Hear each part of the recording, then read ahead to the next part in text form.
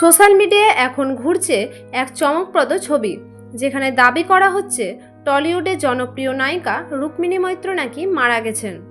বিস্তারিত জানার আগে আপনি যদি আমাদের চ্যানেলে নতুন হয়ে থাকেন, আমাদের চ্যানেলটি সাবস্ক্রাইব করে আমাদের সঙ্গে থাকুন। ধন্যবাদ।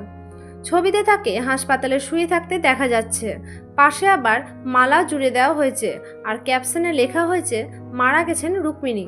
এই ছবিগুলো দেখে অনেকে হতবাক হয়ে যাচ্ছেন, কেউ কেউ আবার বিশ্বাস করেও শোকবার্তাও জানাচ্ছেন।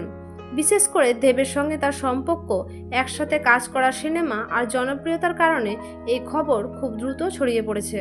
কিন্তু আসল সত্য একেবারে ভিন্ন।